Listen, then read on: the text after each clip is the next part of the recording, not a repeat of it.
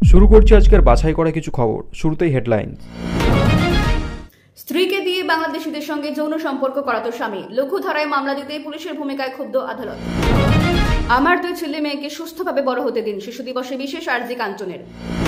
Russia থেকে chemical আনা হয়েছে আমাকে খুনের জন্য, স্প্রে করে দিলেই মাল্টি অর্গান ফেলিওর।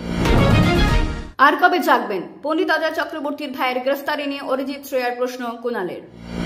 কয়েকদিন ধরে হাসপাতালে ভর্তি জ্যোতিপ্রিয়, জানত না ইডি, কোর্টে জানতে পেরে অসন্তুষ্ট কেন্দ্রীয় সংস্থা। ভোট হলে জিতবে শেখ হাসিনার দলই, 3 গোয়েন্দা সংস্থার রিপোর্টে ঘুম উবেছে মোল্লা ইউনুসের। এতক্ষণ শুনছিলেন সংবাদ শিরোনাম, এবার আসছি বিস্তারিত সংবাদে। জোর করে স্ত্রীকে দিয়ে অশ্লীল ভিডিও রেকর্ডের অভিযোগ, সেই ভিডিওর আবার বাংলাদেশের লোককে দেখানোর অভিযোগ। এই ঘটনায় পুলিশের ভূমিকা দেখে বেজায় বিরক্ত কলকাতা হাইকোর্ট। বধূ নির্যাতনের ধারা দিয়ে কেন দায় সারল হাওড়ার সাকরাইল থানা পুলিশ? বিচারপতি তীর্থঙ্কর ঘোষের পর্যবেক্ষণ, এই ঘটনা শুধুমাত্র একজন গৃহবধূ নির্যাতনের নয়, এই ঘটনায় আন্তর্জাতিক কোনো র্যাকেট কাজ করছে কিনা তাও খতিয়ে দেখা উচিত ছিল পুলিশের। অর্থাৎ এই ঘটনায় যে যে গুরুত্বপূর্ণ ধারা যুক্ত করা উচিত ছিল পুলিশের, তারা সেই সব কিছুই করেন। এখানে বিচারপতি অত্যন্ত বিরক্ত হয়েছে। তার বক্তব্য, যে মোবাইল ফোনকে ঘিরে এত অভিযোগ তা 1 মাস পর উদ্ধার করেছে পুলিশ। এখনই স্পষ্ট যাবতীয় প্রমাণ নষ্ট হয়ে গিয়েছে। এখনো পর্যন্ত মূল অভিযুক্ত অর্থাৎ মহিলার স্বামী অধরাই, সেই কারণে বিরক্ত হাইকোর্ট। নির্যাতিতা গৃহবধূর বক্তব্য, আমার স্বামী আমার অশ্লীল ভিডিও করে তা বাংলাদেশের লোককে পাঠাতো, সেগুলো দেখাতো, আবার বাংলাদেশের লোকজন আসতো, যাতায়াত করতো। আমার স্বামী প্রতি মাসে মাসে সে দেশে যেত, বাংলাদেশের লোকজনকে এনে আমার সঙ্গে শারীরিক সম্পর্ক করাতেও জোর করতো, এমনকি তা করেছেও অনেকবার। আমি অসম্মতি জানালেও মারধর করত। আমার শাশুড়িও জেনে বলতো, যা বলছে মেনে নাও। আইনজীবী সায়ন বন্দ্যোপাধ্যায় বলেন, বিয়ের আগে ওই লোকটি সেলাইয়ের ব্যবসা করতেন। 1 বছরের মধ্যেই এত টাকা কোথা থেকে এলো যে মাঝে মাঝে বাংলাদেশে যাচ্ছে? মেয়েটিকে যৌন হেনস্থা করা হচ্ছে। এত বড় ঘটনাকে শুধুমাত্র বধূ নির্যাতনের ধারায় পুলিশ কেন ফেললো তা শুধুমাত্রই তারা বলতে পারবে। বিচারপতিও উষ্মা। বর্তমান সময়ে ইউটিউব এবং ফেসবুকে ফেক নিউজে ভরে গেছে, তাই প্রতিদিন সঠিক এবং বাছাই করা নিউজ দেখতে আমার এই চ্যানেলটি সাবস্ক্রাইব করে রাখুন। আমার 2 ছেলে মেয়েকে সুস্থভাবে বড় হতে দিন, শিশু দিবসে বিশেষ আর্জি কাঞ্চনের।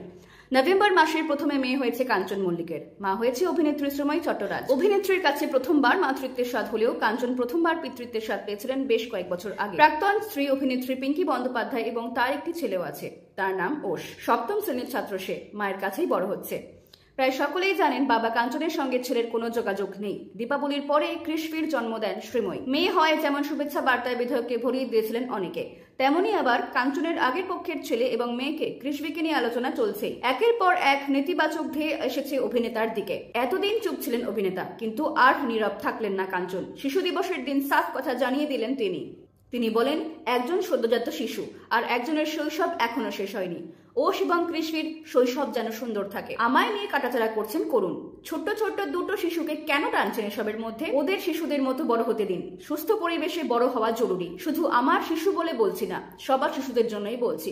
বাচ্চাগুলো বাচ্চার মতো বড় হতে দিন, এটাই বলতে চাই। উল্লেখ্য, কাঞ্চনের মেয়ে হওয়ার পর যখন প্রাক্তন স্ত্রী পিঙ্কির সঙ্গে যোগাযোগ করা হয়, তখন তিনি জানিয়েছিলেন এই খবর কোনো প্রভাবই ফেলবে না ওশের মনে। আপনি কোন জায়গা থেকে আমাদের খবর দেখছেন অবশ্যই কমেন্ট করে জানাবেন। আর প্রতিদিনই বাছাই করা খবরগুলো দেখতে র্যাপিড নিউজ বাই মনিরুল দেওয়ান চ্যানেলটি সাবস্ক্রাইব করে রাখুন। তাকে মেরে ফেলার জন্য রাশিয়া থেকে আনা হয়েছে বিষাক্ত রাসায়নিক। সেই রাসায়নিক স্প্রে করে দিলেই মাল্টি অর্গান ফেলিওর হয়ে যাবে।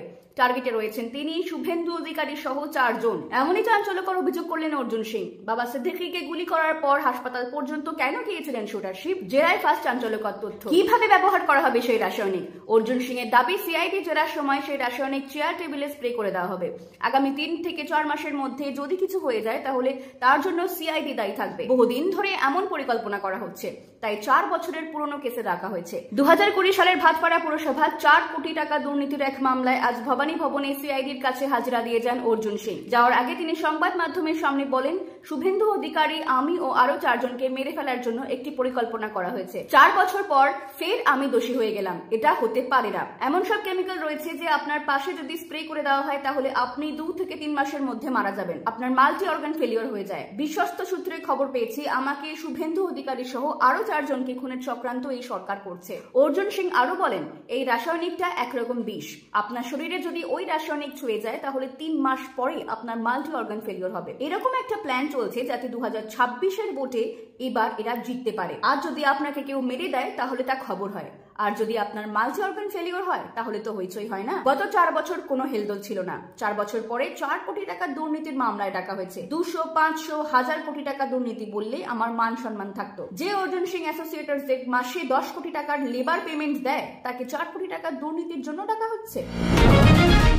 গানের স্কুলে নাবালিকাকে যৌন নির্যাতন, বিস্ফোরক অভিযোগে পুলিশের হাতে গ্রেফতার হলেন সঙ্গীত শিল্পী সঞ্জয় চক্রবর্তী। সম্পর্কে তিনি গায়ক পণ্ডিত অজয় চক্রবর্তীর ভাই। মুম্বাই থেকে সঞ্জয় চক্রবর্তীকে গ্রেফতার করেন দক্ষিণ কলকাতার চারু মার্কেট থানার আধিকারিকরা। এবার শিল্পী সঞ্জয় চক্রবর্তীর গ্রেফতারি নিয়ে সোশ্যাল মিডিয়ায় মুখ খুললেন তৃণমূল কংগ্রেসের অন্যতম রাজ্য সাধারণ সম্পাদক কুণাল ঘোষ। এক্স প্রোফাইলে কুণাল ঘোষ লিখেছেন, পণ্ডিত অজয় চক্রবর্তীর ভাই সঞ্জয় চক্রবর্তীকে মুম্বাইতে আরেক গায়কের ফ্ল্যাট থেকে গ্রেফতার করা হয়। ঘটনাটি চারু মার্কেট থানা এলাকার। পালিয়ে মুম্বাইতে ছিলেন। নাবালিকাকে গান শেখানোর নাম করে শারীরিক নির্যাতনের অভিযোগ। 14 তারিখ অব্দি পুলিশি হেফাজত। মুম্বাই থেকে অরিজিৎ, অভিজিৎ, শ্রেয়া সকলেই আশা করি বাংলার মুখ উজ্জ্বল করা এই ঘটনাটি নিয়ে বিবৃতি দেবেন এবং একটি করে গান শোনাবেন। অরিজিৎ, আর কবে মুম্বাই কিংবা দিল্লি বলয়ের কুকর্ম নিয়ে গান হবে? আপনারা কি সিলেক্টিভ বিপ্লবী? বাংলায় কিছু ঘটলে জাগেন। আপনাদের কর্মক্ষেত্রে সর্বভারতীয় জগতে হলে ঘুমান। জাগবেন আর কবে? পুলিশ সূত্রে জানা গিয়েছে, চারু মার্কেট এলাকায় একটি গানের স্কুলে গান শেখাতেন সঞ্জয় চক্রবর্তী। এখানেই আসতো অভিযোগকারিণী এক নাবালিকা কিশোরী।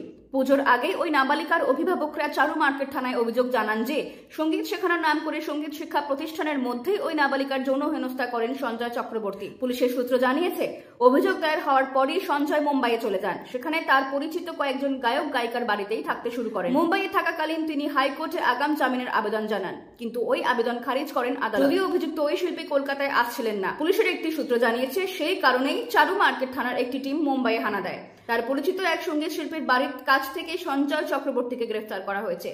তাকে কলকাতায় নিয়ে আসা হয়েছে। তাকে হেফাজতে নিয়ে জেরা করা হচ্ছে বলে জানিয়েছে পুলিশ। রেশন দুর্নীতির মামলায় অভিযুক্ত রাজ্যের প্রাক্তন খাদ্যমন্ত্রী জ্যোতিপ্রিয় মল্লিককে ভর্তি করানো হয়েছে হাসপাতালে। ফুলবাগানের একটি হাসপাতালে ভর্তি করানো হয়েছে তাকে। শ্বাসযন্ত্রের সমস্যা নিয়ে গত কয়েকদিন ধরেই ওই হাসপাতালে চিকিৎসাধীন রয়েছেন রাজ্যের প্রাক্তন খাদ্যমন্ত্রী। বৃহস্পতিবার ব্যাংশাল আদালতে রেশন দুর্নীতি মামলা শুনানি ছিল। শুনানির সময় প্রেসিডেন্সি কেন্দ্রীয় সংশোধনাগার কর্তৃপক্ষের তরফে জ্যোতিপ্রিয়কে হাসপাতালে ভর্তি করানোর বিষয়টি জানানো হয়। রেশন দুর্নীতির মামলায় তাকে গ্রেফতার করেছিল ইডি। তিনি হাসপাতালে ভর্তি থাকার বিষয়টি ইডিকে আগে থেকে না জানানোয় কিছুটা অসন্তোষ প্রকাশ করে তদন্তকারী সংস্থা। আদালতে ইডি জানায়, যেহেতু তারাই গ্রেফতার করেছিল জ্যোতিপ্রিয়কে, তাই সৌজন্যমূলক ভাবে হলেও বিষয়টি তাদের জানানো উচিত ছিল। ধৃত প্রাক্তন খাদ্যমন্ত্রীর জামিনের জন্য বৃহস্পতিবার আদালতে সওয়াল করেন তার আইনজীবী। তবে তাতে আপত্তি জানায় ইডি। একটি লিখিত জবাবও দিয়েছেন তদন্তকারী সংস্থা। ইডির ওই জবাব পড়ার জন্য আদালতের কাছে কিছুটা সময় চেয়েছেন জ্যোতিপ্রিয়ের আইনজীবী। আগামী 20 নভেম্বর এই মামলার পরবর্তী শুনানি রয়েছে। গত বছরের অক্টোবর মাসে রেশন দুর্নীতি মামলায় জ্যোতিপ্রিয়কে গ্রেফতার করেছে ইডি। গ্রেফতারির পর থেকেই তার একাধিক শারীরিক সমস্যার কথা উঠে এসেছে। গ্রেফতারি পরবর্তী সময়ে বেশ কয়েকবার তাকে নিয়ে যাওয়া হয়েছিল হাসপাতালে। কখনো রক্তচাপের সমস্যা, কখনো বুকের ব্যথা অনুভব করার কারণে তাকে নিয়ে যেতে হয়েছিল হাসপাতালে। কখনো এসএসকেএম হাসপাতালে, কখনো আবার জ্যোতিপ্রিয়ের পছন্দের বেসরকারি হাসপাতালে তার চিকিৎসা হয়েছে। কেন্দ্রীয় তদন্তকারী সংস্থা আগেই জানিয়েছিল, এসএসকেএম হাসপাতালে ভর্তি থাকাকালীন মেয়রের হাতে একটি চিঠি দেওয়ার চেষ্টা করেছিলেন জ্যোতিপ্রিয়। পরে সেই চিঠি তার কেবিনের বাইরে মোতায়েন থাকা কেন্দ্রীয় বাহিনীর জওয়ান মারফত তদন্তকারী আধিকারিকদের হাতে পৌঁছয়। তা নিয়েও কম জল ঘোলা হয়নি। অতীতে বিভিন্ন সময়ে তার শারীরিক অসুস্থতার কারণ দেখিয়ে জামিনের আবেদন জানিয়েছিলেন তার আইনজীবী, কিন্তু তা মঞ্জুর হয়নি। ভোট হলে জিতবে শেখ হাসিনার দলই। 3 গোয়েন্দা সংস্থার রিপোর্টে ঘুম উবেছে মোল্লা ইউনূসের। সেনা বিদ্রোহের মুখে 5ই অগস্ট দেশ ছেড়ে পালিয়েছিলেন প্রধানমন্ত্রী শেখ হাসিনা। তারপর থেকে আওয়ামী লীগ নিশ্চিহ্ন অভিযানে নেমেছে পাকিস্তানের চর মোল্লা মোহাম্মদ ইউনূসের সরকার। নিষিদ্ধ করা হয়েছে শেখ হাসিনার দলের ছাত্র সংগঠন ছাত্রলীগকে। 3 মাসের বেশি সময় ধরে বাংলাদেশের রাজনীতিতে আওয়ামী লীগের অস্তিত্ব চোখেই পড়েনি। কিন্তু 3 গোয়েন্দা সংস্থার রিপোর্ট বলছে, দেশের 3 মাসের মধ্যে অন্তর্বর্তী ভোট হলে ক্ষমতা দখল করবে শেখ হাসিনার দল। আর ওই রিপোর্টের ঘুম উবেছে মোল্লা ইউনূস ও তার সঙ্গী পাকিস্তান চরদের। সূত্রের খবর, বাংলাদেশের 3 গোয়েন্দা সংস্থা স্পেশাল ব্রাঞ্চ, এনএসআই এবং ডিজিএফআই কে অন্তর্বর্তী নির্বাচন হলে কি হতে পারে তা নিয়ে পুঙ্খানুপুঙ্খ রিপোর্ট জমা দেওয়ার নির্দেশ দিয়েছিলেন মোল্লা মোহাম্মদ ইউনূস। গত 8ই নভেম্বর 3 সংস্থার তরফে অন্তর্বর্তী সরকারের প্রধান উপদেষ্টার কার্যালয়ে রিপোর্ট জমা পড়েছে। ওই রিপোর্টে বলা হয়েছে, ফেব্রুয়ারির মধ্যে নির্বাচন হলে আওয়ামী লীগ 160 থেকে 170টি আসন পেতে পারে।